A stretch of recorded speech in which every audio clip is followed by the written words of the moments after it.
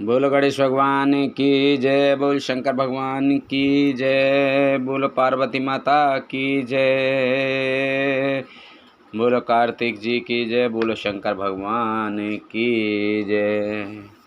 शिव पुराणारंभ। नमामि शमीशां निर्वाणरूपं विवं व्यापकं ब्रह्मवेदस्वरूपं निजं निर्गुणं निर्कल्पं निरीहं निजं निर्गुणं निर्विकल्पं निरीहं चिदाकाशमाकाशवासं भजेऽहं निराकारे ओंकारे मूलं तुरीहं गिनाग्राज्ञानिगोते तमेशं गिरीशम् करालं महाकालकालं कृपालं गुणागार संसारपारं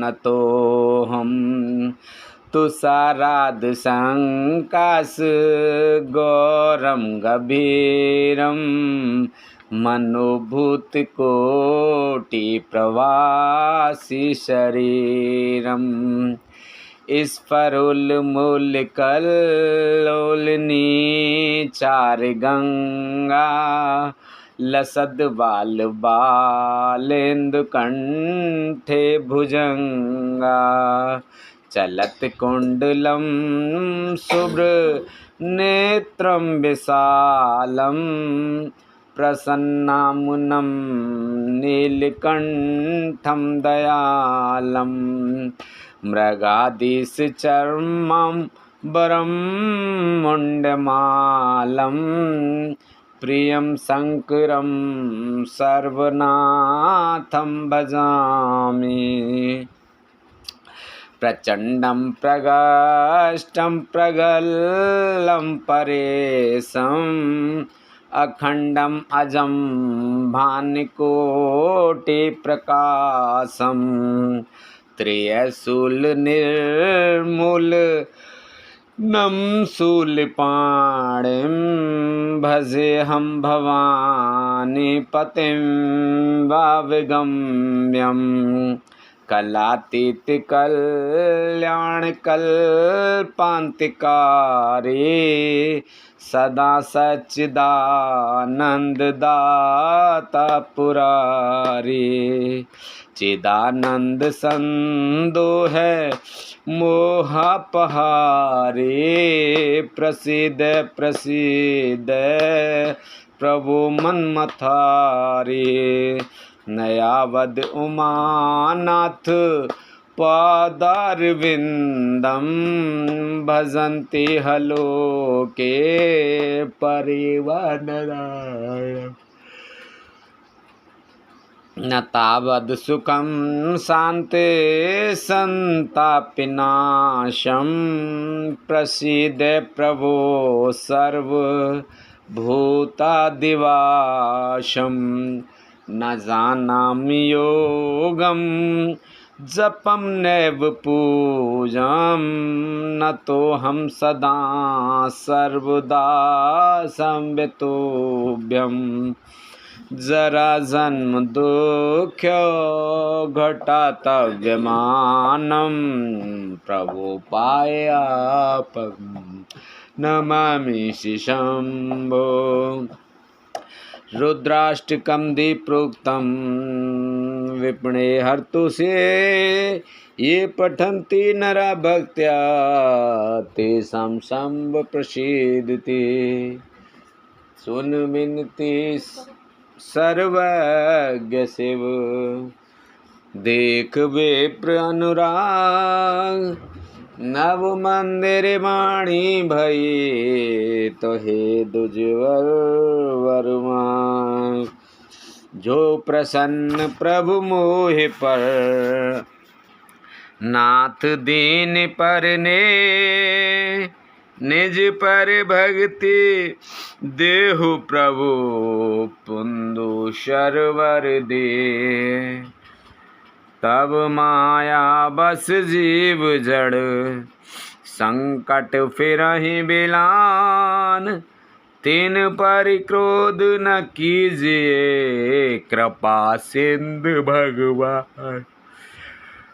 शंकर दीन दयाल अब मोह पर हो कृपाल। सात अनुग्रह हुए ते नाथ तोर ही काल से आपत। रामचंद्र पत जय शरणम शंकर हरि ओम। जय जय सिया राम जय जय हनुमान हरि की जय। मंगल भवने अमंगल हारी। द्रवौ से दशरथ अजर बिहारी। 8वां अध्याय मैना और हिमालय की बातचीत। ब्रह्मा जी बोले, हे नारद, तुम्हारे स्वर्ग लोक जाने के पश्चात कुछ समय तक सब कुछ ऐसे ही चलता रहा। एक दिन मैना अपने पति हिमालय के पास गईं और उन्हें प्रणाम कर उनसे कहने लगीं, हे प्राणनाथ, उस दिन जब देव ऋषि नारद हमारे यहाँ पधारे थे और पार्वती का हाथ देखकर उसके विषय में अनेक बातें बता रह गए थे, तब मैंने उनकी बातों पर ध्यान दिया था। अब पार्वती बड़ी हो रही हैं।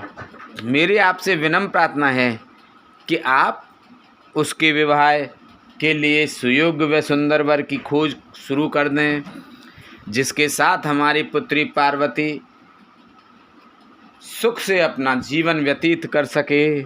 वह शुभ लक्षणों वाला तथा कुलीन होना चाहिए, क्योंकि मुझे अपनी पुत्री अपने प्राणों से भी अधिक प्यारी है। मैं सिर्फ पुत्री का सुख चाहती हूँ। यह कहकर मैना की आंखों में आंसू आ गए और वे अपने पति के चरणों में गिर पड़ी। तत्पश्चात हिमालय ने पत्नी मैना को प्रेम पूर्वक उठाया और उन्हें समझाने लगे। वे बोले, हे देवी, तुम व्यर्थ की चिंता त्याग दो। मुनि नारद की बात कभी भी झूठ नहीं हो सकती। यदि तुम पार्वती को सुख देखना चाहती हो तो उसे भगवान शिव की तपस्या के लिए प्रेरित करो। यदि शिव जी प्रसन्न हो गए तो वे स्वयं ही पार्वती का पाणी ग्रहण कर लेंगे। तब सब कुछ शुभ ही होगा। सभी अनिष्ट और अशुभ लक्षणों का नाश होगा। भगवान शंकर सदा मंगलकारी हैं, इसलिए तुम पार्वती को शिव जी की कृपा दृष्टि का प्राप्त करने के लिए तपस्या करने की शिक्षा दो। हिमालय की बात सुनकर मैना प्रसन्नतापूर्वक अपनी पुत्री पार्वती को तपस्या के लिए कहने उनके पास चली गई। इत्श्री 8वां अध्याय समाप्त। बोलो नमो नमः। बोलो शंकर भगवान की जय। 9वां अध्याय पार्वती का स्वप्न। ब्रह्मा जी बोले, हे मुनिश्रेष्ठ नारद, जब मैना पार्वती के पास पहुंची तो उन्हें देखकर सोचने लगी कि मेरी पुत्री तो कोमल और नाजुक है। यह सदैव राजसी ठाट बाट में रही है। दुख और कष्टों को सहना तो दूर की बात है, इनके बारे में तो यह सोच भी नहीं सकती। यह सर्वथा अनजान है।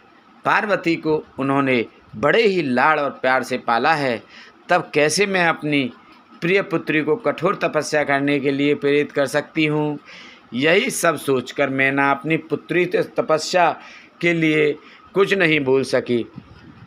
तब अपनी माता के चिंतित चेहरे को देखकर साक्षात जगदम्बा का अवतार धारण करने वाली देवी पार्वती यह जान गईं कि उनकी माता जी क्या कहना चाहती हैं। तब सब कुछ जानने वाली देवी भगवती का साक्षात स्वरूप पार्वती बोली, हे माता, आप यहाँ कब आईं? आप बैठिए माता। पिछली रात्रि के ब्रह्म मुहूर्त में मैंने एक स्वप्न देखा है, उसके विषय में मैं आपको बताती हूँ। मेरे सपने में एक दयालु और तपस्वी ब्राह्मण आए। जब मैंने उन्हें हाथ जोड़कर नमस्कार किया तो वे मुस्कुराते हुए बोले कि तुम अवश्य ही भगवान शिव शंकर की प्राण वल्लभा बनोगी। इसलिए उन्हें प्रसन्न करने के लिए उनकी प्रेम पूर्वक तपस्या करो। यह सुनकर मैना ने अपनी पुत्री के सिर पर प्रेम से हाथ फेरा और अपने पति हिमालय को वहाँ बुलाया। हिमालय के आने पर मैना ने पार्वती के सपने के बारे में उनको बताया। तब उनके मुख से पुत्री के सपने के विषय में जानकर हिमालय बहुत प्रसन्न हुए। तब वे अपनी पत्नी से बोले, प्रिय मैना, मैंने भी पिछली रात एक सपना देखा था। मैंने अपने सपने में एक बड़े उत्तम तपस्वी को देखा। वे नारद मुनि द्वारा बताए गए सभी लक्षणों से युक्त थे। वे उत्तम तपस्वी मेरे नगर में तपस्या करने के लिए आए थे। उन्हें देखकर मुझे बहुत खुशी हुई। मैं अपनी पुत्री पार्वती को साथ लेकर उनके दर्शन के लिए उनके पास पहुंचा। तब मुझे ज्ञात हुआ कि वे नारद जी के बताए हुए वर भगवान शिव ही हैं। तब मैंने पार्वती को उनकी सेवा करने का उपदेश दिया, परंतु उन्होंने मेरी बात नहीं मानी। तभी वहाँ साख्य और वेदांत पर विवाद होने छिड़ गया। तत्पश्चात उनकी आज्ञा पाकर पार्वती वहीं रहकर भक्तिपूर्वक उनकी सेवा करने लगीं। हे प्रिय, यही मेरा सपना था जिसे देखकर मुझे अत्यंत प्रसन्नता हुई। मैं सोचता हूँ कि हमें कुछ समय तक इस सपने को सच होने की प्रतीक्षा करनी चाहिए। ऐसा कहकर हिमालय और मैना उस उत्तम सपने के सच होने की प्रतीक्षा करने लगे। 9वां अध्याय समाप्त। बोलो शंकर भगवान की जय। 10वां अध्याय शुरू। भौम जन्म। ब्रह्मा जी बोले, नारद, भगवान शिव का यश परम पावन, मंगलकारी, भक्तिवर्धक और उत्तम है। दक्ष यज्ञ से भी अपने निवास कैलाश पर्वत पर वापस आ गए थे। वहाँ आकर भगवान शिव अपनी पत्नी सती के वियोग से बहुत दुखी थे। उनका मन देवी सती का स्मरण कर रहा था और वे उन्हें याद करके व्याकुल हो रहे थे। तब उन्होंने अपने सभी गणों को वहाँ पर बुलाया और उनसे देवी सती के गुणों और उनकी सुशीलता का वर्णन करने लगे। फिर गृहस्थ धर्म को त्याग कर वे कुछ समय तक सभी लोकों में सती को खोजते हुए घूमते रहे। इसके बाद वापस कैलाश पर्वत पर आ गए, क्योंकि उन्हें कहीं भी सती का दर्शन नहीं हो सका। तब अपने मन को एकाग्र करके वे समाधि में बैठ गए। भगवान शिव इसी प्रकार बहुत लंबे समय तक समाधि लगाकर बैठे रहे। असंख्य वर्ष बीत गए। समाधि के परिश्रम के कारण उनके मस्तक से पसीने की बूंद पृथ्वी पर गिरी और वह बूंद एक शिशु में परिवर्तित हो गई। उस बालक का रंग लाल था, उसकी 4 भुजाएं थीं, उसका रूप मनोहर था। वह बालक दिव्य तेज से संपन्न अनोखी शोभा पा रहा था। वह प्रकट होते ही रोने लगा। उसे देखकर संसारी मनुष्यों की भांति शिवजी उसके पालन पोषण का विचार करके व्याकुल हो गए। उसी समय डरी हुई एक सुंदर स्त्री वहां आई। उसने उस बालक को अपनी गोद में उठा लिया और उसका मुख चूमने लगी। तब उन्होंने उसे दूध पिलाकर उस बालक को रोने को शांत किया। फिर वह उसे खिलाने लगी। वह स्त्री और कोई नहीं, स्वयं पृथ्वी माता थी। संसार की सृष्टि करने वाले, सब कुछ जानने वाले महादेव जी यह देखकर हंसने लगे। वह पृथ्वी को पहचान चुके थे। वे पृथ्वी से बोले, हे धारिणी, तुम इस पुत्र का प्रेम पूर्वक पालन करो। यह शिशु मेरे पसीने की बूंद से प्रकट हुआ है। हे वसुधा, यद्यपि यह बालक मेरे पसीने से उत्पन्न हुआ है, परंतु इस जगत में यह तुम्हारे ही पुत्र के रूप में जाना जाएगा। यह परम गुणवान और भूमि देने वाला होगा। यह मुझे भी सुख देने वाला होगा। हे देवी, तुम इसका धारण करो। नारद यह कहकर भगवान शिव चुप हो गए। उनका दुखी हृदय थोड़ा शांत हो गया। उधर शिव जी की आज्ञा का पालन करते हुए पृथ्वी अपने पुत्र को साथ लेकर अपने निवास स्थान पर चली गई। बड़ा होकर यह बालक भौम नाम से प्रसिद्ध हुआ। युवा होने पर भौम काशी गया। वहाँ उसने बहुत लंबे समय तक भगवान शिव की सेवा आराधना की। तब भगवान शंकर की कृपा दृष्टि पाकर भौम भूमि पुत्र भौम दिव्य लोक को चले गए।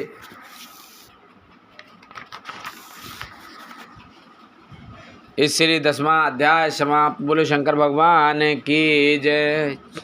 11वां अध्याय भगवान शिव की गंगावतरण तीर्थ में तपस्या।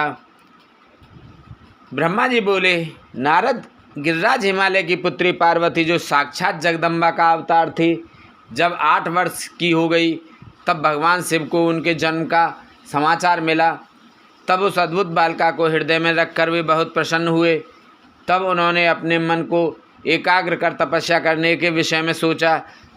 तत्पश्चात नंदी एवं कुछ और गणों को अपने साथ लेकर महादेव जी हिमालय के सर्वोच्च शिखर पर गंगोत्री नामक तीर्थ पर चले गए। इसी स्थान पर पतित पावनी गंगा ब्रह्मलोक से गिर रही हैं। भगवान शिव ने उसी स्थान को तपस्या करने के लिए चुना। शिव जी अपने मन को एकाग्रचित कर आत्मभूत ज्ञानमयी नित्य ज्योतिर्मयी चिदानंद स्वरूप परम ब्रह्म परमात्मा का चिंतन करने लगे। अपने स्वामी को ध्यान में मग्न पाकर नंदी एवं अन्य शिवगण भी समाधि लगाकर बैठ गए। कुछ गण शिव जी की सेवा करते तथा कुछ समय उस स्थान की सुरक्षा हेतु कार्य करते। जब गिरिराज हिमालय को शिव जी के आगमन का यह शुभ समाचार प्राप्त हुआ, तब वे प्रेम पूर्वक मन में आदर का भाव लिए अपने सेवकों सहित उस स्थान पर आए जहाँ वे तपस्या कर रहे थे। हिमालय ने दोनों हाथ जोड़कर रुद्रदेव को प्रणाम किया। तत्पश्चात उनकी भक्ति भाव से पूजा आराधना करने लगे। हाथ जोड़कर हिमालय बोले, भगवान आप यहाँ पधारे, यह मेरा सौभाग्य है। प्रभु आप भक्तवत्सल हैं।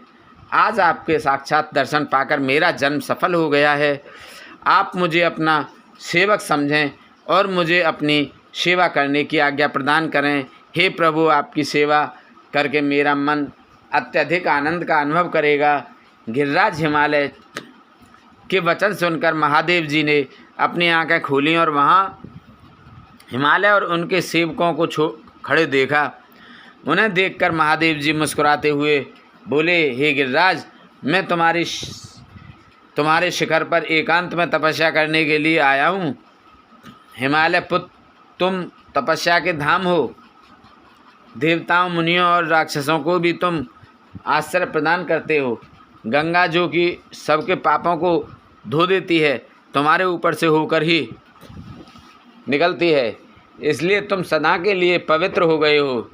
मैं इस परम पावन स्थल जो कि गंगा का उद्गम स्थल है पर तपस्या करने के लिए आया हूँ। मैं यह चाहता हूँ कि मेरी तपस्या बिना किसी विघ्न बाधा के पूरी हो जाए, इसलिए तुम ऐसी व्यवस्था करो कि कोई भी मेरे निकट ना आ सके। अब तुम अपने घर जाओ और इसका उचित प्रबंध करो। ऐसा कहकर भगवान शिव चुप हो गए।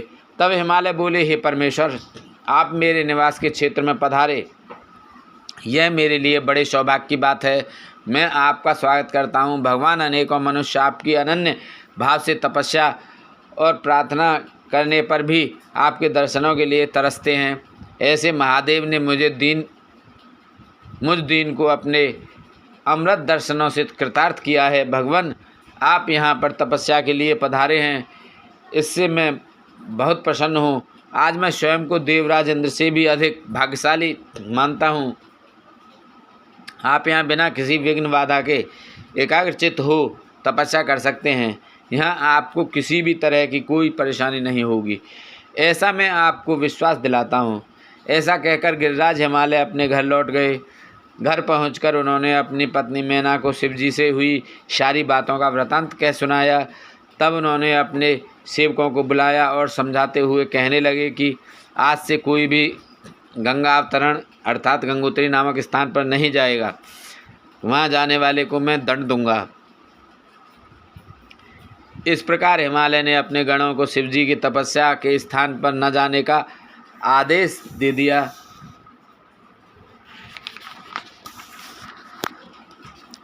ग्यारहवां अध्याय समाप्त। बोलो शंकर भगवान की जय। 12वां अध्याय पार्वती को सेवा में रखने के लिए हिमालय का शिव को मनाना।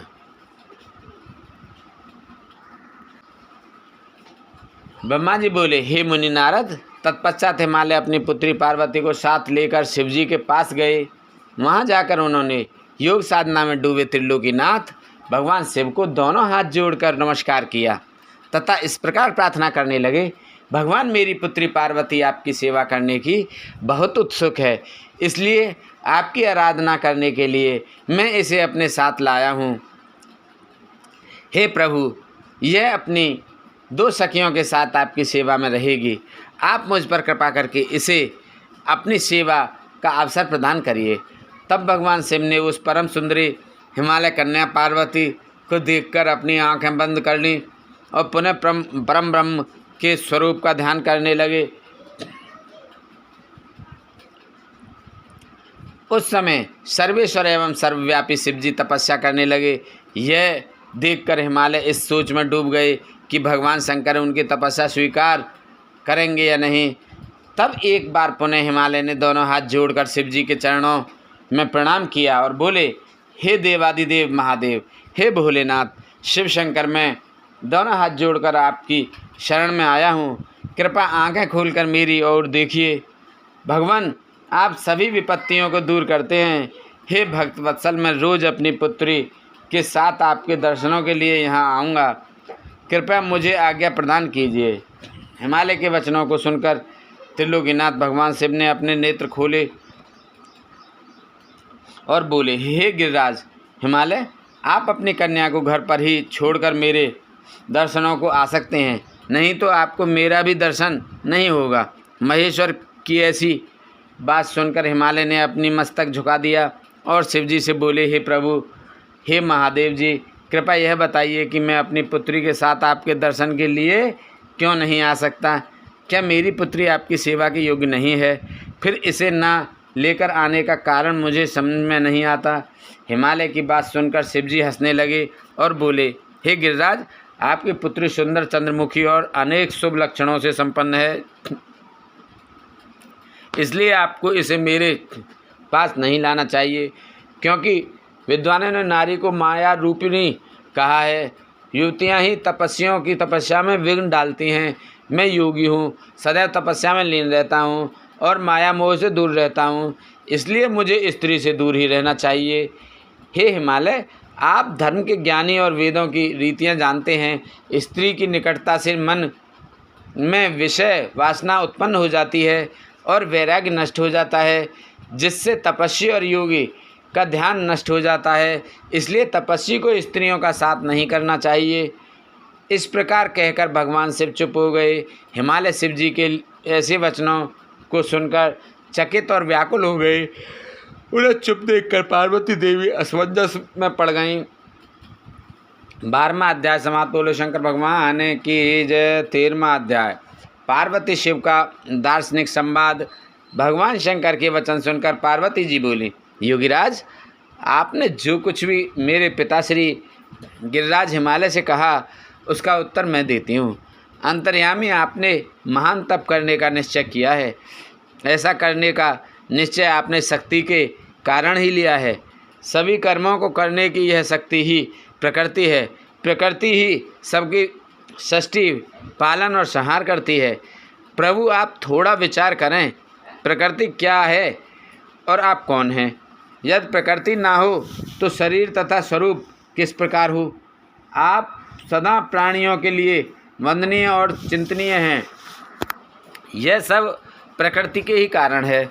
पार्वती जी के वचनों को सुनकर उत्तम लीला करने वाले भगवान शिव हंसते हुए बोले, मैं अपने कठोर तप द्वारा प्रकृति का नाश कर चुका हूँ। अब मैं तत्व रूप में स्थित हूँ। साधु पुरुषों को प्रकृति का संग्रह नहीं करना चाहिए।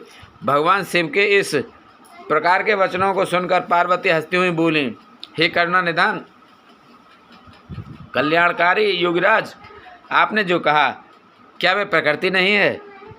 तो फिर आप उससे अलग कैसे हो सकते हैं? बोलना या कुछ भी करना अर्थात हमारे द्वारा किया गया हर क्रियाकलाप ही प्रकृति है। हम सदा ही प्रकृति के ही वश में हैं। यदि आप प्रकृति से अलग हैं तो ना तो आपको बोलना चाहिए और ना ही कुछ और करना चाहिए, क्योंकि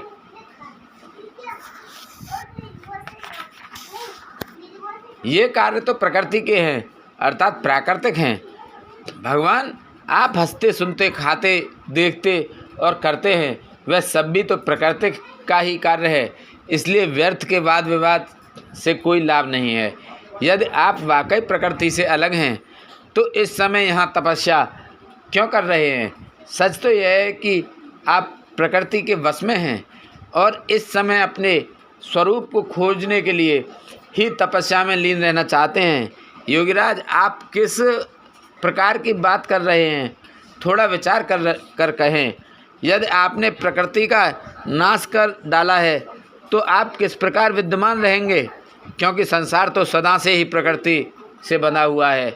क्या आप प्रकृति का यह तत्व नहीं जान रहे हैं कि मैं ही प्रकृति हूँ? आप पुरुष हैं, यह पूर्णतः सच है। मेरे ही कारण आप सगुण और साकार माने जाते हैं। भगवान, आप जितेंद्रिय होने पर भी प्रकृति के अनुसार ही कर्म करते हैं। हे महादेव, यदि आप यही मानते हैं कि आप प्रकृति से अलग हैं तो आपको मेरी किसी भी सेवा से और किसी भी प्रकार से डरना नहीं चाहिए। पार्वती के मुख से निकले शाक्य शास्त्र में डूबे हुए वचन सुनकर भगवान शिव निरुत्तर हो गए।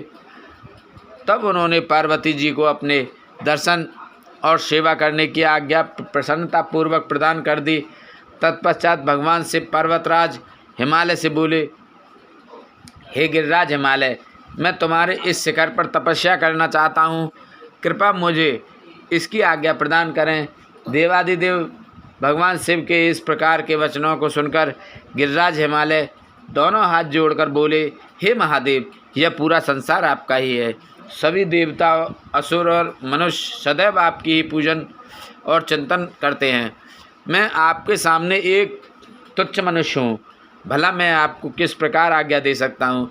प्रभु, यह आपकी इच्छा है, आप जब तक यहाँ निवास करना चाहें कर सकते हैं। गिरिराज के इन वचनों को सुनकर भगवान शिव मुस्कुराने लगे और आदरपूर्वक हिमालय से बोले, अब आप जाइए, अब हमारी तप करने की इच्छा है। तुम्हारी कन्या नित्य आकर मेरे दर्शन कर सकती है और मेरी सेवा करने की भी मैं उसे आज्ञा देता हूँ। लोक कल्याणकारी भगवान शिव के इन उत्तम वचनों को सुनकर हिमालय और पार्वती जी बहुत प्रसन्न हुए। उन्होंने त्रिलोकीनाथ भगवान शिव को नमस्कार किया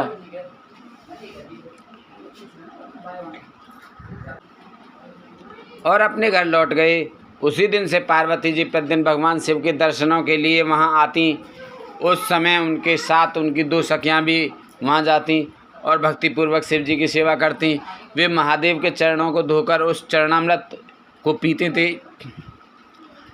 तत्पश्चात उनके चरणों को पहुँचती, फिर उनका षोडशोपचार अर्थात 16 उपचारों से विधिवत पूजन करने के पश्चात अपने घर वापस लौट आती। इस प्रकार प्रतिदिन शिव जी का पूजन करते हुए बहुत समय व्यतीत हो गया। कभी कभी पार्वती जी अपनी सखियों के साथ वहाँ भक्तिपूर्वक उनके भजनों को भी गाती थीं।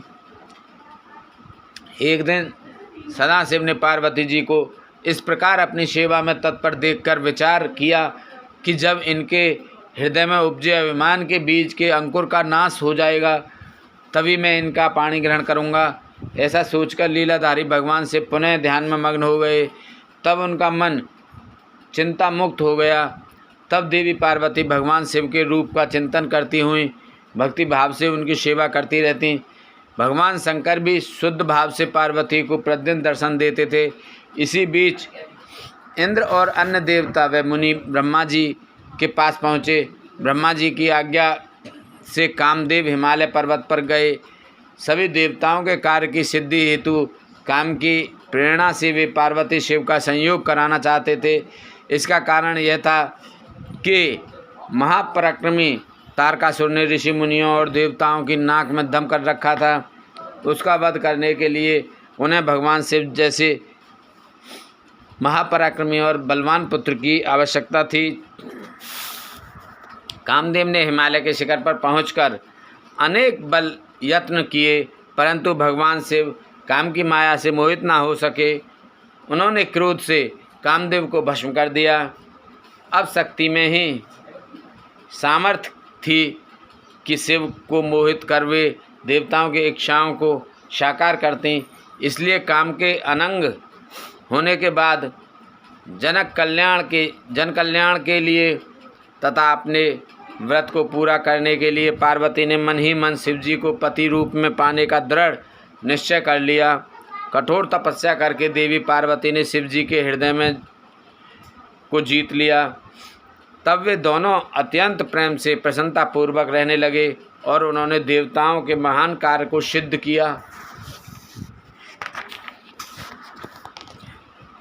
13वां अध्याय समाप्त। बोलो शंकर भगवान की जय। 14वां अध्याय व्रजांग का जन्म एवं पुत्र प्राप्ति का वर मांगना। नारद जी कहने लगे, ब्रह्मा जी, तारकासुर कौन था जिसने देवताओं को भी पीड़ित किया, उन्हें स्वर्ग से निष्कासित कर दिया और स्वर्ग पर अपना एकाधिकार स्थापित कर लिया? कृपया मुझे इसके विषय में बताइए। ब्रह्मा जी बोले, हे मुनि नारद, मरीच के पुत्र कश्यप मुनि थे। उनकी 13 स्त्रियां थीं, जिसमें सबसे बड़ी दिति थी। उसके हिरण्यकश्यप तथा हिरणाक्ष नामक 2 पुत्र हुए। हिरण्यकश्यप तथा हिरणाक्ष को श्री हरि विष्णु ने 12 तथा नरसिंह का रूप धारण करके मार दिया था। तब अपने पुत्रों को मर जाने से दुखी होकर दिति ने कश्यप से प्रार्थना की तथा उनकी बहुत सेवा की। उनकी कृपा से दिति पुनः गर्भवती हुई। तब इंद्र को इस बात का पता चला तो उन्होंने दिति के गर्भ में ही उनके बच्चे के छोटे छोटे टुकड़े कर दिए। परंतु दिति के व्रत एवं अन्य भक्ति भाव से बालक को मारने में वे सफल न हुए। समय पूरा होने पर उसके गर्भ से 49 बालक उत्पन्न हुए। ये सभी भगवान शिव के गण हुए तथा शीघ्र ही स्वर्ग में चले गए।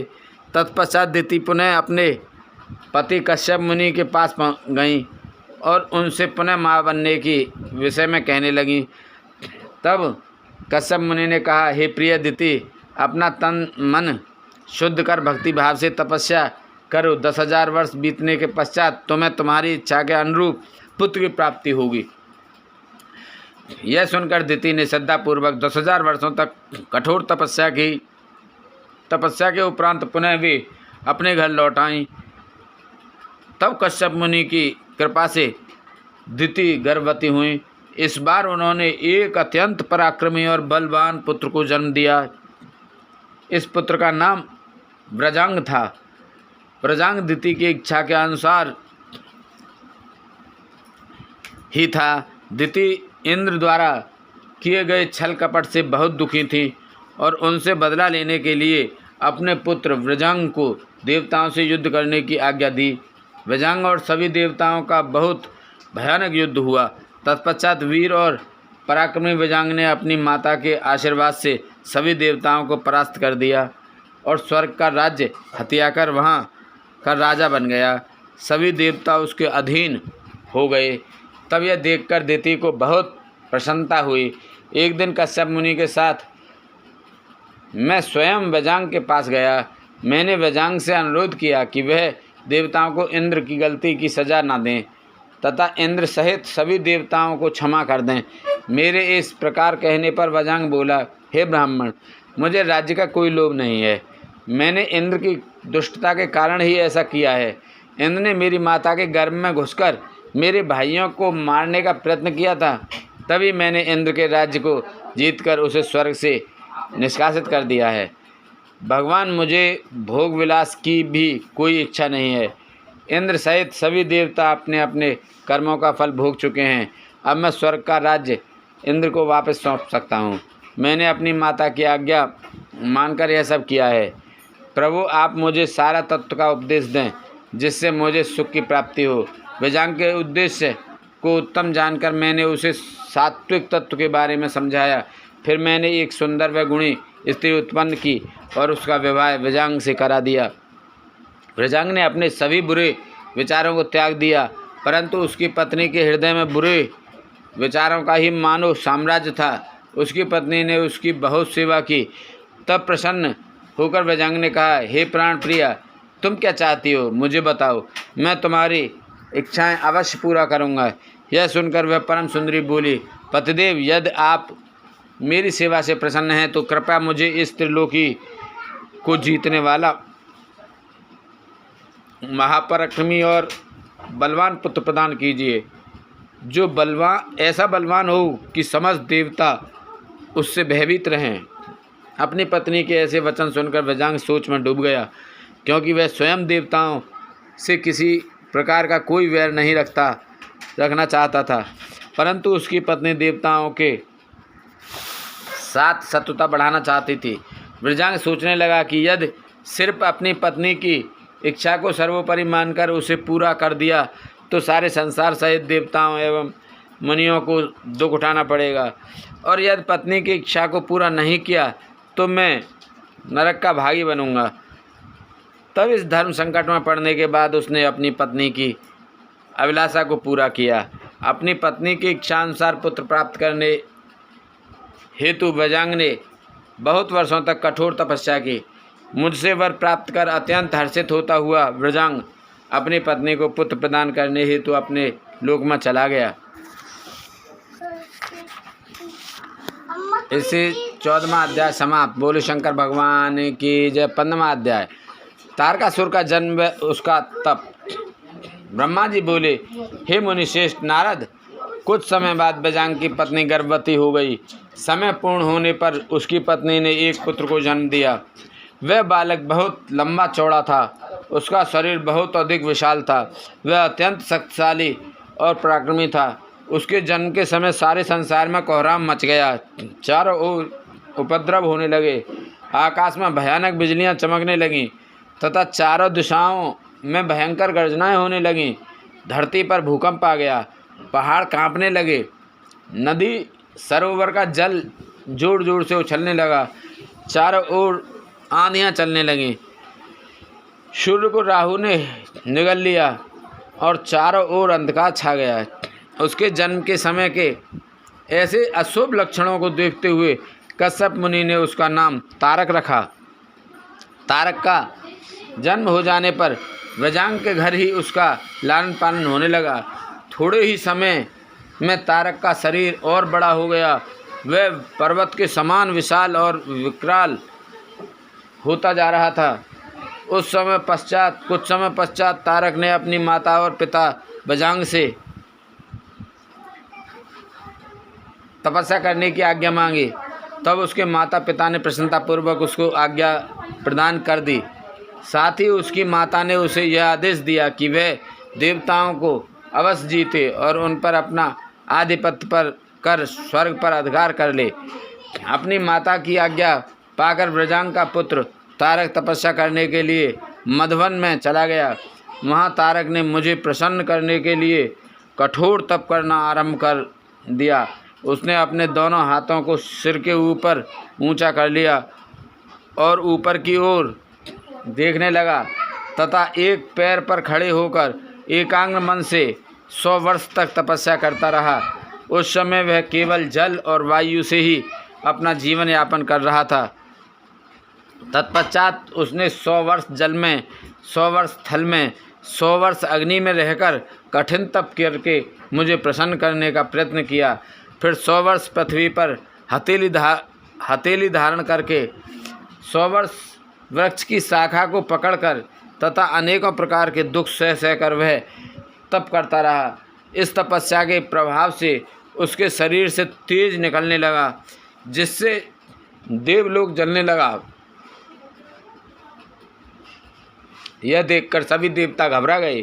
फिर मैं स्वयं तारकासुर के पास वरदान देने के लिए गया। मैंने तारकासुर से कहा, तारक, मैं तुम्हारी इस दुस्सहस तपस्या से बहुत प्रसन्न हूँ। तुमने इस प्रकार कठोर तप करके मुझे प्रसन्न किया है, तुम्हारा इसके पीछे क्या प्रयोजन है? निसंकोच मुझे बताओ, मैं तुम्हें तुम्हारा मनवांछित फल अवश्य प्रदान करूँगा। तुम अपनी इच्छानुसार वर मांगो।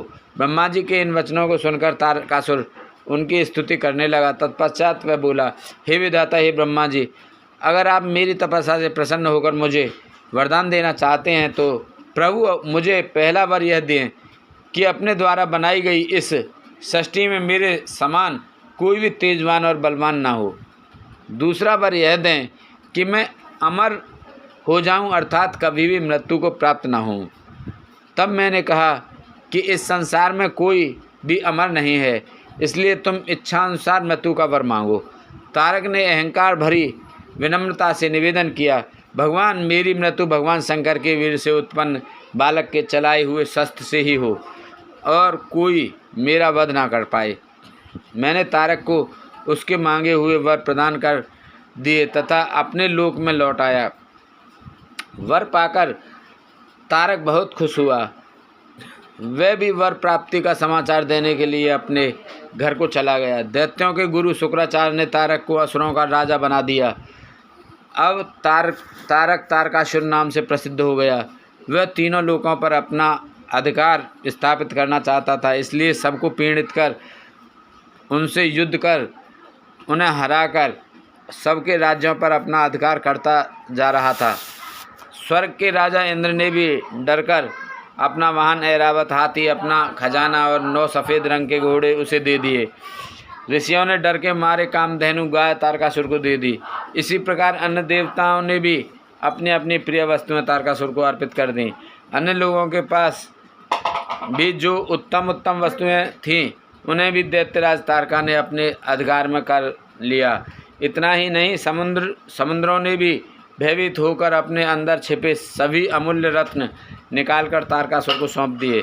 तारकासुर के भय से पूरा जगत कांपने लगा। उसका आतंक दिनों दिन बढ़ता ही जा रहा था। पृथ्वी, सूर्य, चंद्रमा, वायु, अग्नि सभी तारकासुर के डर से कारण अपने सभी कार्य सुचारू रूप से कर रहे थे।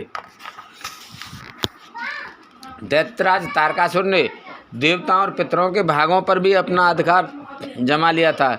उसने इंद्र को युद्ध में हराकर स्वर्ग का सिंहासन भी हासिल कर लिया था।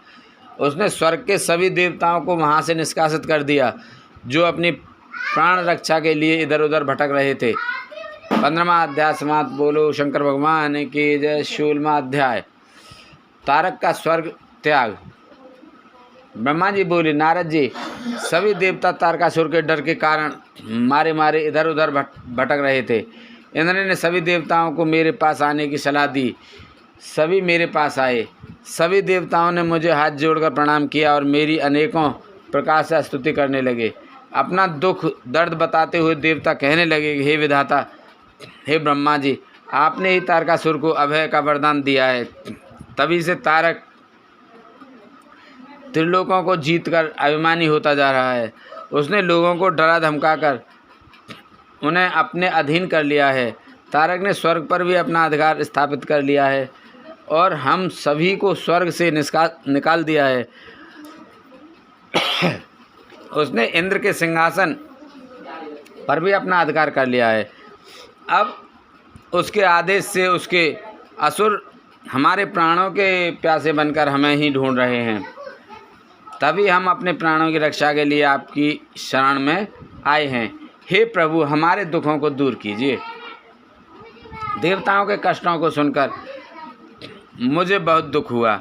मैंने उन्हें सांत्वना देते हुए कहा, मैं इस संबंध में कुछ भी नहीं कर सकता, क्योंकि तारकासुर के घोर तप से प्रसन्न होकर ही मैंने उसे अतुल्य बलशाली होने का वर प्रदान किया है।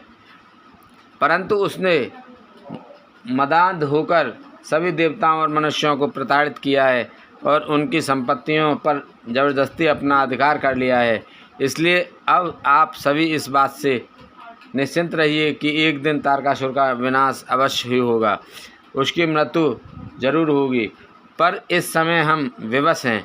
इस समय तारका को मैं, विष्णु जी और शिव जी, इन तीनों में से कोई भी नहीं मार सकता, क्योंकि उसने मुझसे वर पाया है कि उसका वध शिव जी के वीर से उत्पन्न उनके पुत्र द्वारा ही होगा। इसलिए तुम सबको शिव जी के विवाह के पश्चात उनके पिता बनने तक प्रतीक्षा करनी ही पड़ेगी। प्रतीक्षा के अलावा अन्य कोई भी उपाय संभव नहीं है। यह सुनकर इंद्र सहित सभी देवता असमंजस में पड़ गए और पूछने लगे कि प्रभु महादेव जी की प्रिय पत्नी सती ने तो अपना शरीर योगाग्नि में नष्ट कर दिया है। अब वे कैसे और किससे विवाह करेंगे और यह कैसे संभव हो सकता है। तब मैंने उन्हें बताया कि प्रजापति दक्ष की पुत्री और त्रिलोकीनाथ शिव जी की प्राणवल्लभा सती हिमालय पत्नी मैना के गर्भ से जन्म लेकर बड़ी हो गई हैं। उनका नाम पार्वती है। पार्वती ही भगवान शिव की पत्नी बनने का गौरव प्राप्त करेंगी। अतः अब तुम भगवान शिव के पास जाकर उन्हें विवाह के लिए राजी करने की कोशिश करो। शिव पार्वती का पुत्र ही तुम्हें तारकासुर के भय से मुक्त करा सकता है। अतएव तुम भगवान शिव से प्रार्थना करो कि वे पार्वती के साथ विवाह करने के लिए राजी हो जाएं।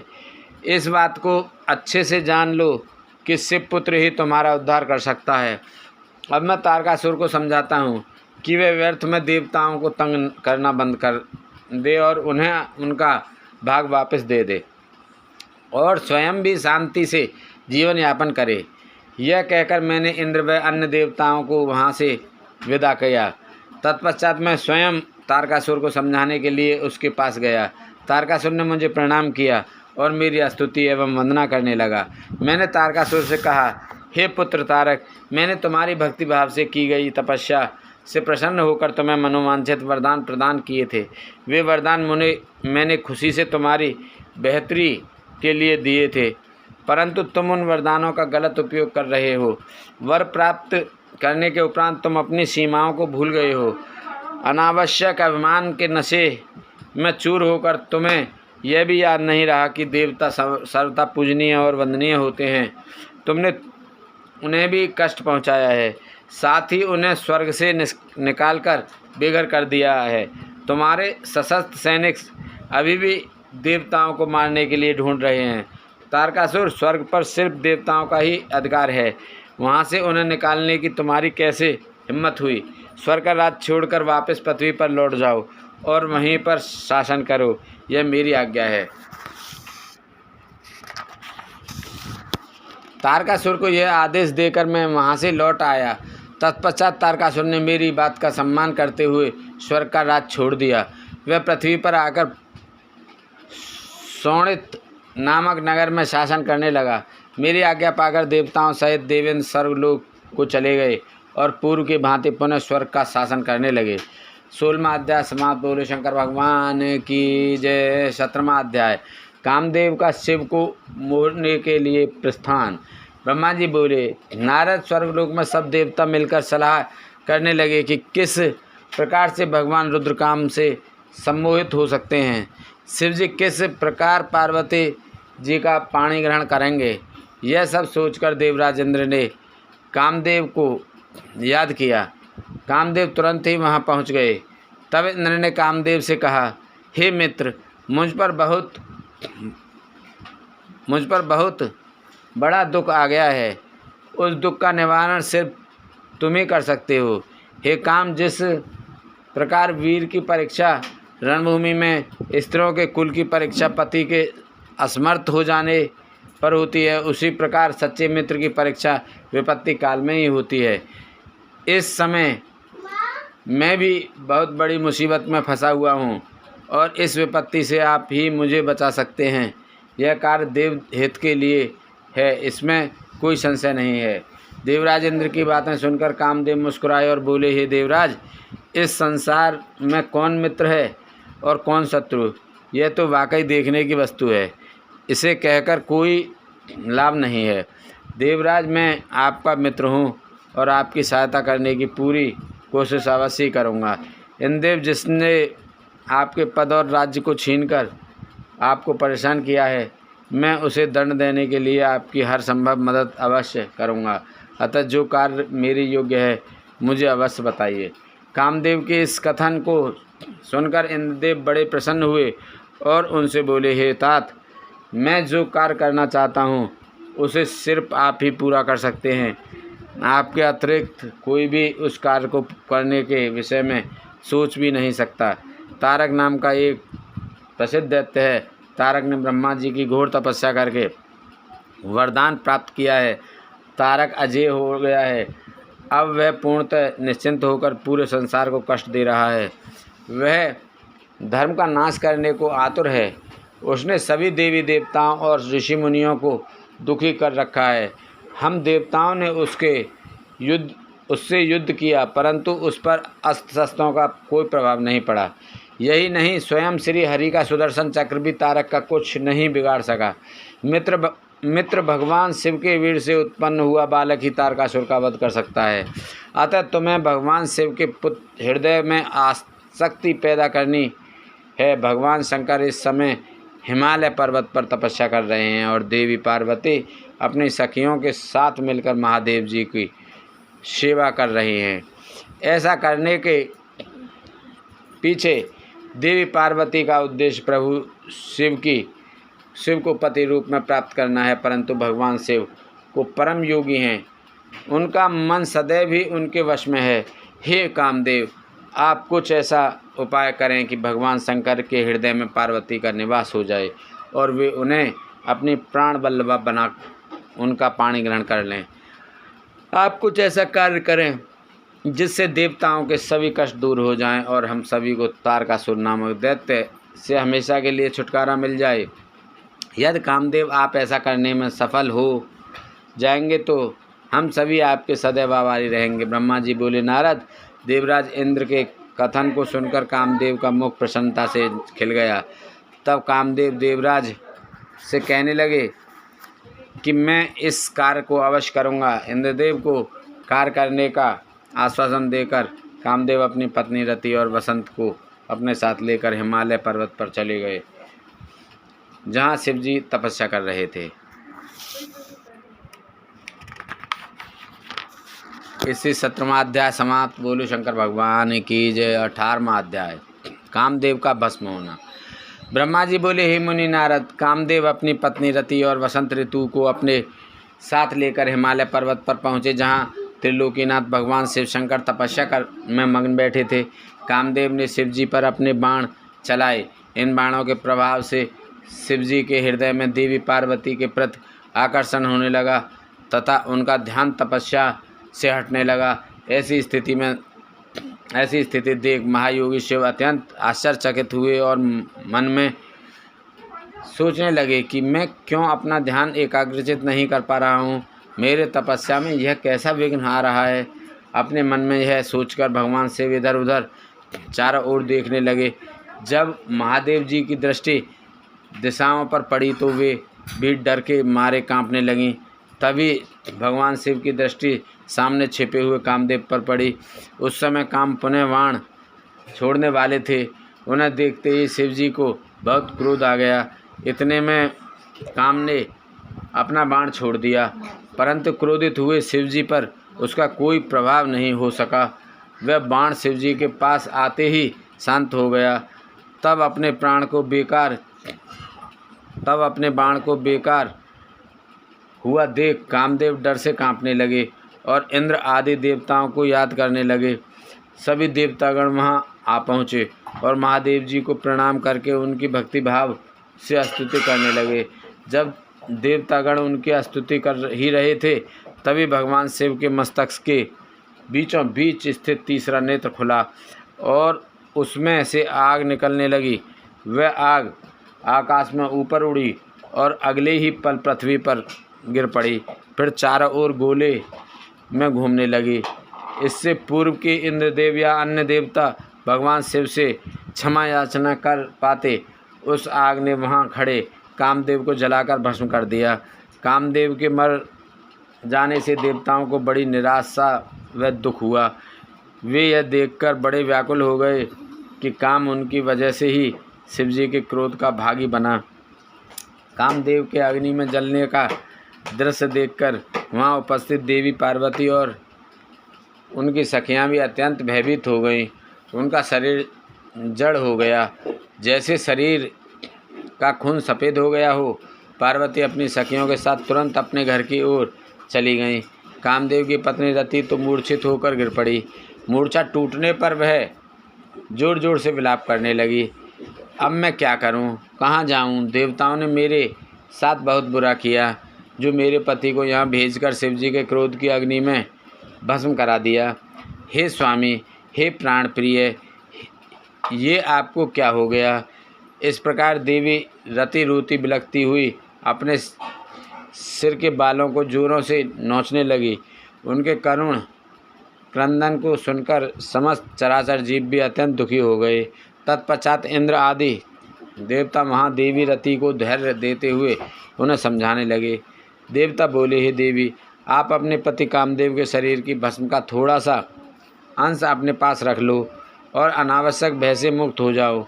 त्रिलोकीनाथ करुणा निधान शिवजी अवश्य ही कामदेव को पुनः जीवित कर देंगे, तब तुम्हें पुनः कामदेव की प्राप्ति हो जाएगी।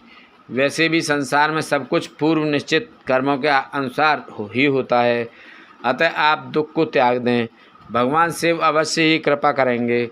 इस प्रकार देवी रति को अनेक आश्वासन देकर सभी देवता शिव जी के पास गए और उन्हें प्रणाम करते हुए कहने लगे, हे भक्तवत्सल, हे त्रिलोकीनाथ भगवान, आप कामदेव के ऊपर किए अपने क्रोध पर पुनः विचार अवश्य करिए। कामदेव यह कार्य अपने लिए नहीं कर रहे थे, उनमें उनका निजी स्वार्थ कतई नहीं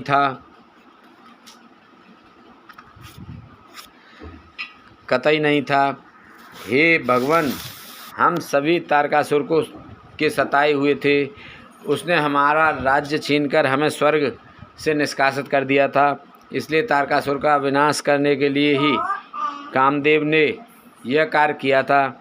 आप कृपा करके अपने क्रोध को शांत करें और रोती बिलखती कामदेव की पत्नी रति को समझाने की कृपा करें, उसे सांत्वना दें, अन्यथा हम यही समझेंगे कि आप हम सभी देवताओं और मनुष्यों का संहार करना चाहते हैं। हे प्रभु, कृपा कर रति का शोक दूर करें।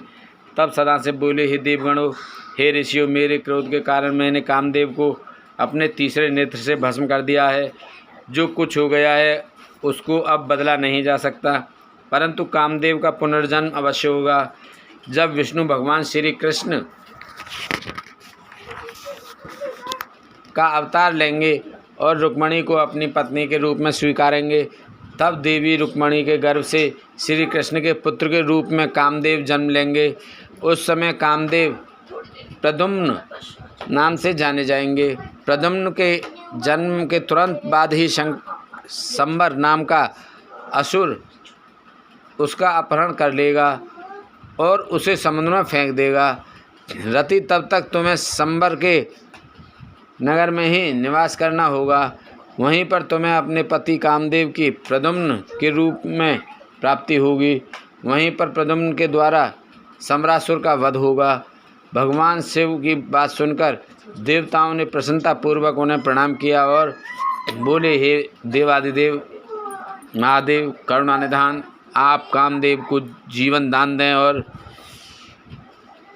कामदेव के पुनर्जन्म तक देवी रति के प्राणों की रक्षा करें। देवताओं की यह बात सुनकर करुणानिधान भगवान शिव ने कहा कि मैं कामदेव को अवश्य जीवित कर दूंगा। वह मेरा गण होकर आनंदपूर्वक जीवन व्यतीत करेगा। अब तुम सब निश्चित होकर अपने अपने धाम को जाओ। ऐसा कहकर महादेव जी भी वहाँ से अंतर्ध्यान हो गए।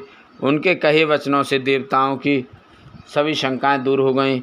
तत्पश्चात देवताओं ने कामदेव की पत्नी रति को अनेकों आश्वासन दिए और फिर अपने धाम को चले गए। देवी रति भी शिव आज्ञा के अनुसार संबर नगर को चली गईं और वहां पहुंचकर अपने प्रियतम के प्रकट होने की प्रतीक्षा करने लगीं।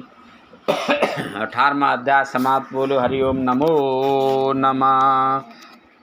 बोल शंकर भगवान की जय।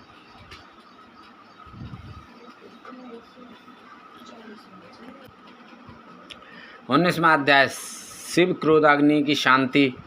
ब्रह्मा जी बोले, हे नारद जी, जब भगवान शंकर ने अपना तीसरा नेत्र खोलकर उसकी अग्नि से कामदेव को भस्म कर दिया तो इस त्रिलोक के सभी चराचर जीव डर के मारे कांपने लगे और भयमुक्त और महादेव जी के क्रोध को शांत कराने के लिए मेरे पास बड़ी आशा के साथ आए।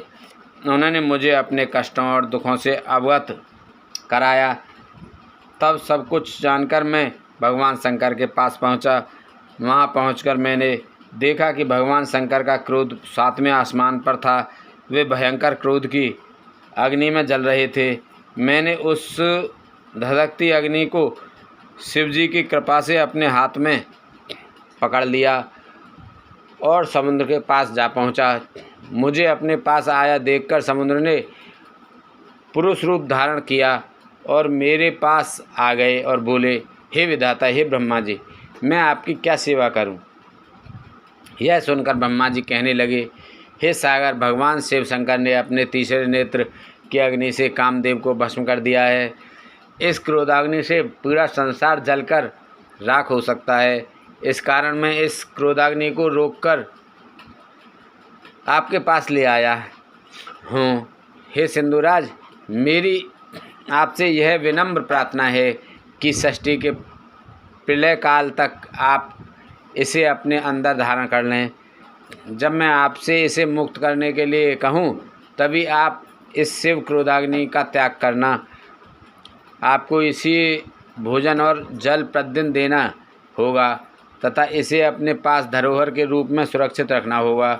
इस प्रकार मेरे कहे अनुसार समुद्र ने क्रोधाग्नि को अपने अंदर धारण कर लिया।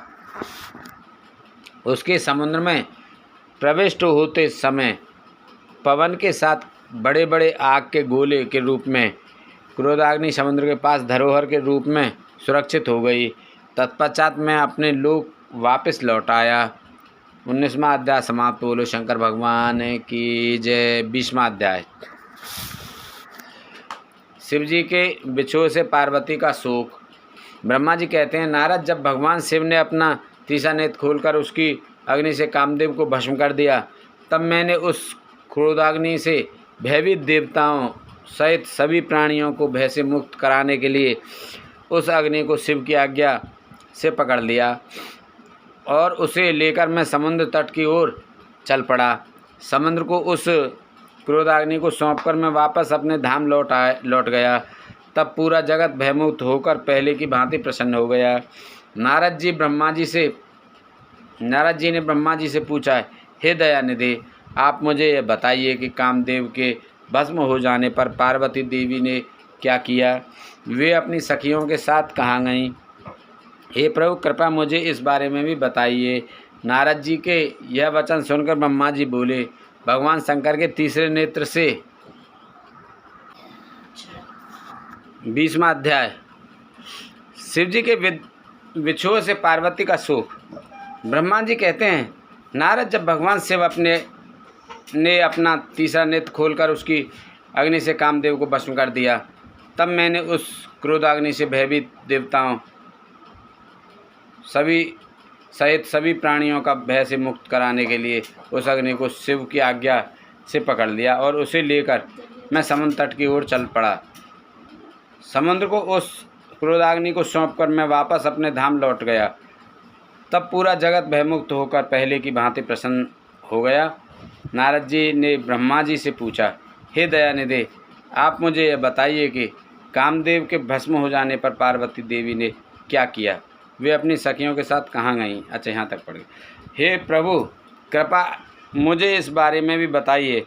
नारद जी के ये वचन सुनकर ब्रह्मा जी बोले, भगवान शंकर के तीसरे नेत्र से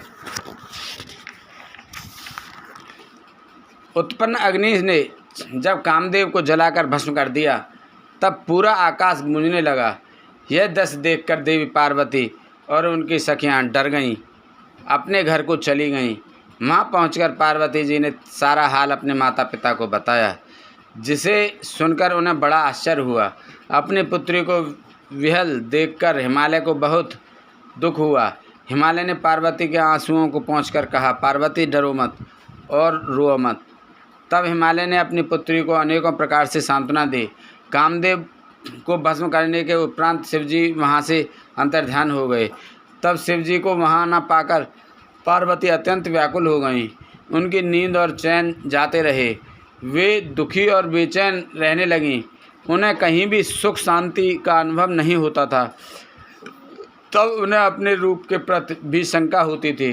पार्वती सोचती थी कि क्यों मैंने अपनी सखियों द्वारा समझाने पर भी कभी ध्यान नहीं दिया।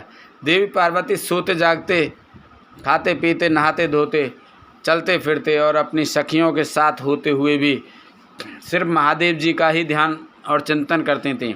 इस प्रकार उनका मन शिव जी के विछोह की वेदना सहन नहीं कर पा रहा था। वे शारीरिक रूप से अपने पिता के घर और हृदय से भगवान शंकर के पास रहती थीं। शोक में डूबी पार्वती बार बार मूर्छित हो जाती थीं। इससे गिरिराज हिमालय और उनकी पत्नी मैना बहुत दुखी रहती थीं। वे पार्वती को समझाने की बहुत कोशिश करते थे, परंतु पार्वती का ध्यान शिव जी की ओर से जरा भी नहीं हटता था। हे देवऋषि नारद, एक दिन देवराज इंद्र की इच्छा से अपना घूमते हुए हिमालय पर्वत पर आए। तब शैलराज हिमालय ने आपका बहुत आदर सत्कार किया और आपका कुशल मंगल पूछा। आपको उत्तम आसन पर बिठाकर हिमालय ने सारा वृतांत सुनाया। हिमालय ने बताया कि किस प्रकार पार्वती जी ने महादेव जी की सेवा आरंभ की। इसके बाद अपनी पुत्री के शिव पूजन से लेकर कामदेव के भस्म होने तक की सारी कथा आपको सुनाई। यह सुनकर आपने गिरिराज हिमालय से कहा कि आप भगवान शिव का भजन करें। तत्पश्चात हिमालय से विदा लेकर आप एकांत में गुमसुम बैठी देवी पार्वती के पास आ गए। तब उनका हित करने की इच्छा से आपने उन्हें इस प्रकार सत्य वचन कहे। आपने कहा, हे पार्वती, तुम मेरी बातें ध्यानपूर्वक सुनो। तुम्हारी यह दशा देखकर ही मैं तुमसे यह बात कह रहा हूँ। तुमने हिमालय पर्वत पर पधारे महादेव जी की सेवा की, परंतु तुम्हारे मन में कहीं ना कहीं अहंकार का वास हो गया था। शिव भक्तवत्सल हैं, वे अपने भक्तों का सदैव अपनी कृपा दृष्टि बनाए रखते हैं। वे विरक्त और महायोगी हैं। तुम्हारे अंदर उत्पन्न हुए अभिमान को तोड़ने के लिए ही सदाशिव ने ऐसा किया है। अतः तुम उन्हें तपस्या द्वारा प्रसन्न करने का प्रयत्न करो। तुम चिरकाल तक उत्तम भक्ति भाव से उनकी तपस्या करो। तुम्हारी तपस्या से प्रसन्न होकर महादेव जी निश्चय ही तुम्हें अपनी सहधर्मिणी बनाना स्वीकार करेंगे। यही शिव जी को पति रूप में प्राप्त करने का एकमात्र साधन है। हे नारद, आपकी यह बात सुनकर देवी शिवा हर्षित होते हुए इस प्रकार बोली, हे मुनिश्रेष्ठ, आप सब कुछ जानने वाले तथा सब इस जगत का उपकार करने वाले हैं। अतः आप शिव जी की आराधना के लिए मुझे कोई मंत्र प्रदान करें। तब आपने पार्वती को पक्षाचर शिव मंत्र ओम नमः शिवाय का विधिपूर्वक उपदेश दिया। इसके प्रभाव का वर्णन करते हुए आपने कहा, यह मंत्र सब मंत्रों का राजा है और सभी कामनाओं को पूरा करने वाला है। यह मंत्र भगवान शिव को बहुत प्रिय है। यह साधक को भोग और मोक्ष प्रदान करने वाला है। इस पक्षाचर मंत्र का विधि पूर्वक व नियम पूर्वक जाप करने से शिव जी के साक्षात दर्शन होते हैं। देवी, इस मंत्र का विधि पूर्वक जाप करने से तुम्हारे आराध्य देव करुणानिधान भगवान शिव शीघ्र ही तुम्हारे समक्ष प्रकट हो जाएंगे। अतः तुम शुद्ध हृदय से शिव जी के चरणों का चिंतन करती हुई इस महामंत्र का जाप करो। इससे तुम्हारे आराध्य देव संतुष्ट होकर तुम्हें दर्शन देंगे। अब देवी पार्वती, तुम इस मंत्र को जपते हुए शिव जी की तपस्या करो। इससे महादेव जी वश में हो जाते हैं। उत्तम भाव से की गई तपस्या से ही मनवांछित फलों की प्राप्ति होती है। ब्रह्मा जी बोले, नारद, तुम भगवान शिव के प्रिय भक्त हो। तुम अपनी इच्छा अनुसार जगत में प्रमाण करते हो। तुमने देवी पार्वती को सभी कुछ समझाकर देवताओं के हित का कार्य किया। तत्पश्चात तुम स्वर्गलोक को चले गए। तुम्हारी बात सुनकर देवी पार्वती बहुत प्रसन्न हुई।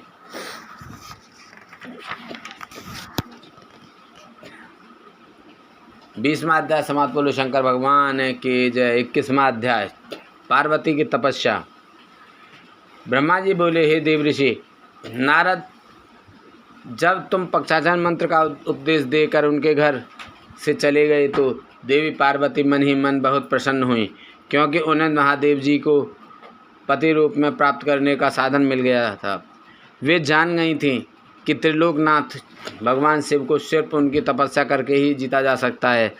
तब मन ही मन तपस्या करने का निश्चय करके पार्वती अपने पिता हिमराज और माता मैना से बोली कि मैं शिव जी की तपस्या करना चाहती हूँ।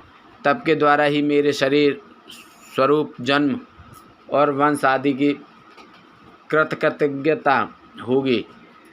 इसलिए आप मुझे तप करने का आज्ञा प्रदान करें। उनके तप करने की बात सुनकर पिता हिमालय ने शहर से आज्ञा प्रदान कर दी, परंतु मैना ने उन्हें घर से दूर वनों में जाकर तपस्या करने से रोका। पार्वती को रोकते हुए मैना के मुंह से उमा शब्द निकले, तभी से उनका नाम उमा हो गया।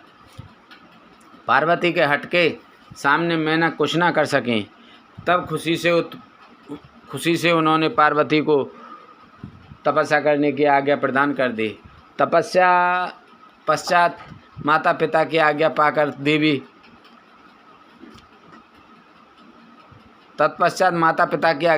देवी पार्वती खुशी से मन में शिवजी का स्मरण करते हुए अपनी सखियों को साथ लेकर तपस्या करने के लिए चली गईं।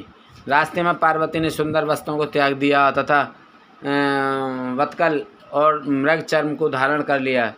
उत्तम वस्त्रों का त्याग करने के उपरांत देवी गंगोत्री नामक तीर्थ की ओर चल दी। जिस स्थान पर भगवान शंकर ने घोर तपस्या की थी और जहाँ शिवजी ने कामदेव को भस्म कर दिया था, वह स्थान गंगावतरण तीर्थ के नाम से प्रसिद्ध है। वहीं पर देवी पार्वती ने तप करने का निश्चय किया। गौरी के यहाँ तपस्या करने से ही यह पर्वत गौरी शिखर के नाम से प्रसिद्ध हुआ है। उस स्थान पर पार्वती ने अनेक फलों के वृक्ष लगाए। तत्पश्चात पृथ्वी को शुद्ध करके वेदी बनाकर अपनी इंद्रियों को वश में करके मन को एकाग्र कर कठिन तपस्या करनी आरंभ कर दी। ऐसी तपस्या ऋषि मुनियों के लिए भी दुष्कर थी। भयंकर गर्मी के दिनों में पार्वती अपने चारों ओर अग्नि जलाकर बीच में बैठकर ओम नमः शिवाय का जप करती थीं। वर्षा ऋतु में वे किसी चट्टान पर अथवा वेदी पर बैठकर निरंतर जलधारा से भीगती हुई शांत भाव से मंत्र जपती रहती थीं। सर्दियों में बिना कुछ खाए ठंडे जल में बैठकर पंचाक्षर मंत्र का जाप करती थीं। कभी कभी तो वे पूरी रात बर्फ़ की चट्टान पर बैठकर ध्यान करती थीं। सब कुछ भूलकर वे भगवान शिव के ध्यान में मग्न होकर उनका ध्यान करती थीं। समय मिलने पर अपने द्वारा लगाए गए वृक्षों को पानी देती थीं। शुद्ध हृदय वाली पार्वती आदि तूफान, कड़ाके की सर्दी, मूसलाधार वर्षा तथा तेज धूप की परवाह किए बगैर निरंतर मनोवांछित फलों की दाता भगवान शिव का ध्यान करते थे। उन पर अनेक प्रकार के कष्ट आए, परंतु उनका मन शिवजी के चरणों में ही लगा रहा। परंतु तपस्या के पहले वर्ष में उन्होंने केवल फलाहार किया, दूसरे वर्ष में केवल पेड़ के पत्तों को ही खाती थीं। इस प्रकार तपस्या करते करते अनेक वर्ष बीतते गए। देवी पार्वती ने सब कुछ खाना पीना छोड़ दिया था। अब वे केवल निराहार रहकर ही शिव जी की आराधना करती थीं। तब भोजन हेतु पर्ण का भी त्याग कर देने के कारण देवताओं ने उन्हें अपर्णा नाम दिया। तत्पश्चात देवी पार्वती एक पैर पर खड़ी होकर ओम नमः शिवाय का जप करने लगीं। उनके शरीर पर वत्कल वस्त्र थे तथा मस्तक पर जटाएं थीं। इस प्रकार उस तपोवन में भगवान शिव की तपस्या करते करते 3000 वर्ष बीत गए। 3000 वर्ष बीत जाने पर देवी पार्वती को चिंता सताने लगी। वे सोचने लगीं कि क्या इस समय महादेव जी यह नहीं जानते कि मैं उनके लिए तपस्या कर रही हूँ? फिर क्या कारण है वे मेरे पास अभी तक नहीं आए? वेदों की महिमा तो यही कहती है कि भगवान शंकर सर्वज्ञ, सर्वात्मा, सब कुछ जानने वाले, सभी ऐश्वर्यों को प्रदान करने वाले, सबके मन की बातों को सुनने वाले, मनवांछित वस्तु प्रदान करने वाले तथा समस्त दुखों को दूर करने वाले हैं। तब क्यों वे अपनी कृपा दृष्टि से मुझे दीन को कृतार्थ नहीं करते? मैंने अपनी सभी इच्छाओं और कामनाओं को त्याग कर अपना ध्यान भगवान शिव के में लगाया है। भगवान, यदि मैंने पंचाक्षर मंत्र का भक्तिपूर्वक जाप किया है तो महादेव जी आप मुझ पर प्रसन्न हो। इस प्रकार हर समय पार्वती शिव जी के चरणों में ध्यान में ही मग्न रहती थीं। जगदम्बा माँ का साक्षात अवतार देवी पार्वती की वह तपस्या परम आश्चर्यजनक थी। उनकी तपस्या सभी को मुक्त कर देने वाली थी। उनके तप की महिमा के फलस्वरूप प्राणी और जानवर उनके ध्यान में बाधा नहीं बनते थे। उनकी तपस्या के परिणाम स्वरूप वहाँ का वातावरण बड़ा मनोरम हो गया था। वृक्ष सदा फलों से लदे रहते थे। विभिन्न प्रकार के सुंदर सुगंधित फूल हर समय वहाँ खिलते रहते थे। वह स्थान कैलाश पर्वत की सी शोभा पा रहा था तथा पार्वती की तपस्या की सिद्धि का साकार रूप बन गया था। बोल शंकर भगवान की जय। 21वां अध्याय समाप्त। नमो नमः। बोल शंकर भगवान की। ओम जय शिवे ओंकारा स्वामी भज शिवे ओंकारा ब्रह्मा विष्णु सदा शिव ब्रह्मा विष्णु सदा शिव अर्धांगी धारा। ओम जय शिवे ओंकारा आनन चतुरानन पंचानन राजय स्वामी पंचानन राजय हंसानन गरुड़ासन हंसानन गरुड़ासन वृषवाहन साजय। ओम जय शिवे ओंकारा दो भुज चार चतुर्भुज 10 भुज अत सोहै स्वामी 10 भुज अत सोहै। तीनों रूप निरखता तेरे गुण रूप निरखता प्रभु मन जन मोहै। ओम जय शिवे ओंकारा अक्षमाला वनमाला रुंडमाला धारी स्वामी रुंडमाला धारी।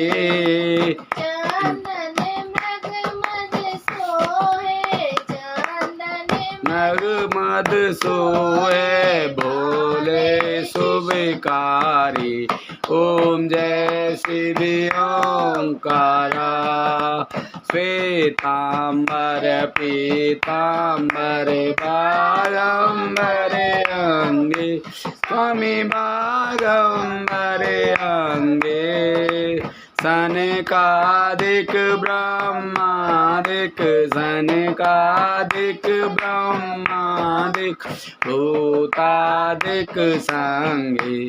ओम जय शिवे ओंकारा करके मध्य कमंडल चक्र त्रिशूल धारी स्वामी चक्र त्रिशूल धारी सुखहारी दुखहारी सुखकारी दुखहारी जगपालनकारी। ओम जय शिवे ओंकारा ब्रह्मा विष्णु सदा शिव जानत अविवेका स्वामी जानत अविवेका। प्रणमाक्षर में शोभित प्रणमाक्षर में शोभित ये तीनों एका। ओम जय शिवे ओंकारा त्रिगुण स्वामी जी की आरती जो कोई नर गावे स्वामी प्रेम सहित गावे। कहत शिवानंद स्वामी भजत हरि हर स्वामी मन वांछित फल पावे। ओम जय शिवे ओंकारा जय शिवे ओंकारा स्वामी भज शिव ओंकारा ब्रह्मा विष्णु सदा शिव ब्रह्मा विष्णु सदा शिव अर्धांगिनी धारा। ओम जय शिवे ओंकारा। जय बोल शंकर भगवान की जय। बोल पार्वती माता की जय। बोल कार्तिक जी की जय। बोल गणेश भगवान की जय। जय शंकर शंकर जय शंकर कैलाशपति। शंकर जय शंकर शंकर जय शंकर कैलाशपति जय गोरा गोरा जय गोरा जय पार्वती जय गोरा गोरा जय गोरा जय पार्वती जय शंकर शंकर जय शंकर कैलाशपति जय गोरा गोरा जय गोरा जय पार्वती जय शंकर जय गोरा जय गोरा माँ पार्वती। बोल शंकर भगवान की जय। हर हर महादेव शंभू।